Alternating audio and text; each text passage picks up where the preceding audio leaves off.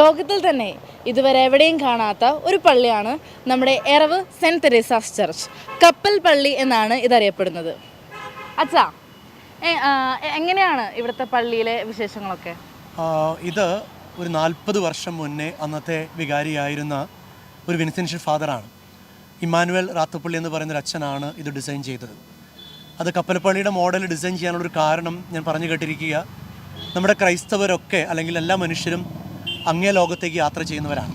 അപ്പോൾ വഞ്ചിയിൽ യാത്ര ചെയ്യുന്നു, അല്ലെങ്കിൽ ഒരു നൗകയിൽ യാത്ര ചെയ്യുന്നു, അല്ലെങ്കിൽ നോഹിൻ്റെ പെട്ടകം എന്നുള്ള പലതരത്തിലുള്ള കോൺസെപ്റ്റുകൾ ബൈബിളിൽ കാണുന്നുണ്ട്.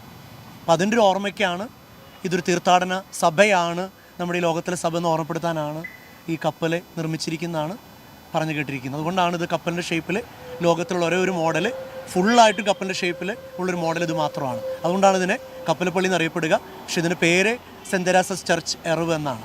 എറവ് എന്ന് പറഞ്ഞു കഴിഞ്ഞാൽ ഈ നാടിൻ്റെ അരിമ്പൂർ ദേശത്തെ ഇറക്കമായിട്ടുള്ള സ്ഥലമാണിത്. അതുകൊണ്ടാണ് എറവ് എന്ന് അറിയപ്പെടുന്നത്. എത്ര ഇടവകങ്ങളാണ് ഈ ഇടവകയിലുള്ളത്? ഇപ്പോൾ 1100 മുകളിൽ കുടുംബങ്ങളുണ്ട്. തീരദേശത്തു നിന്നൊക്കെ പല കുടുംബങ്ങൾ ഇവിടെ വന്ന് താമസാക്കിയിട്ടുണ്ട്. 40 കൊല്ലം മുന്നേ ഈ കപ്പൽ ഉണ്ടാക്കുമ്പോൾ 226 കുടുംബങ്ങളായിരുന്നു.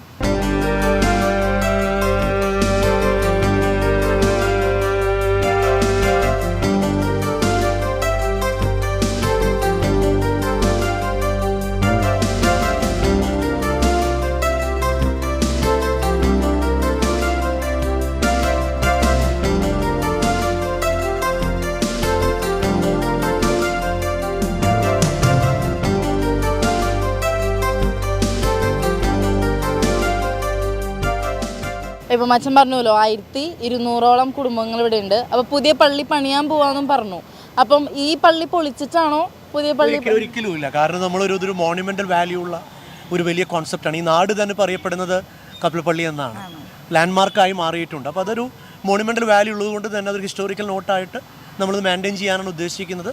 അതിനടുത്ത് തത്തുല്യമായിട്ട് ഇത്രയും ആളുകളുടെ സൗകര്യത്തിനനുസരിച്ച് വളരെ സിമ്പിളായിട്ടുള്ള ആളുകൾക്ക് സ്വസ്ഥമായിരുന്നു പ്രാർത്ഥിക്കാവുന്ന ഒരു ദേവാലയം എന്നുള്ളൊരു കോൺസെപ്റ്റ് ഇപ്പോൾ ആളുകൾ ചിന്തിച്ചു തുടങ്ങിയിട്ടുണ്ട്, പ്രാർത്ഥിച്ചു തുടങ്ങിക്കൊണ്ടിരിക്കുന്നു. കാലത്തിൻ്റെ പൂർണ്ണതയിൽ ദൈവം ഇടപെടാൻ ചെയ്യട്ടെ എന്ന് മാത്രമേ ഞാൻ വിചാരിക്കുന്നുള്ളൂ. ലോകത്തിലാകെ ഒരു പള്ളിയുള്ളൂ ഇങ്ങനെ കപ്പൽ പള്ളി എന്ന് പേരായിട്ട്. അപ്പോൾ ഒരുപാട് സന്ദർശകർ ഇവിടെ വരാറുണ്ടോ? ഒരുപാട് തീർത്ഥാടകരെ ഇവിടേക്ക് വരുന്നുണ്ട്. അത് സ്പിരിച്വൽ തീർത്ഥാടകർ മാത്രമല്ല, വിനോദസഞ്ചാരികൾ, ഇൻ്റർനാഷണൽ ട്രാവലേഴ്സ്, ബ്ലോഗേഴ്സ് ഒരുപാട് പേർ വരുന്നു.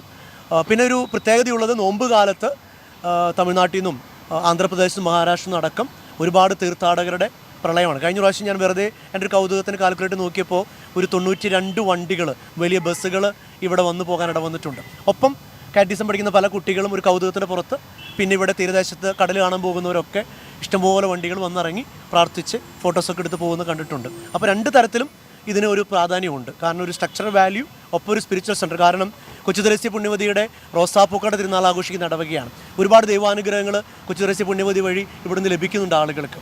അതുകൊണ്ട് അതിൻ്റെ മാധ്യസ്ഥം തേടി ഒരുപാട് ആളുകൾ ഇവിടെ വരുന്നുണ്ട്. ജനുവരിയിൽ ആദ്യത്തെ വെള്ളിയാഴ്ചയാണ് റോസാപ്പൂക്കൾ വിതരണം ചെയ്യുക. വരുന്ന എല്ലാവർക്കും അതിനോടനുബന്ധിച്ച് പെരുന്നാൾ ആരംഭിക്കുകയാണ്. അതാണ് കപ്പൽപ്പള്ളിയുടെ വേറെ ഒരു ചരിത്രം കൂടെ. ഒരു ഇടവക എന്ന നിലയിൽ ഇവിടെ കാറ്റീസം, പിന്നെ നമ്മുടെ പാരൻസിൻ്റെ അങ്ങനെ എല്ലാ സംഘടനകളും ഉണ്ടോ? എല്ലാ സംഘടനയും ഉണ്ട്. കാറ്റീസിന് 1000 കുട്ടികളുണ്ട്. വളരെ ഡെവലപ്പിംഗ് ആയിട്ടുള്ള ഒരു പാരിഷാണിത്. ഒരുപാട് പുതിയ കുടുംബങ്ങൾ വരുന്നു, യങ്സ്റ്റേഴ്സ് ആയിട്ടുള്ള കുടുംബങ്ങൾ ഒരുപാടുണ്ട്. അങ്ങനെ വളരെ പ്രോമിസിങ് ആയിട്ടുള്ള ഇടവകയായിട്ട് എനിക്ക് തോന്നിയിട്ടുള്ളത്.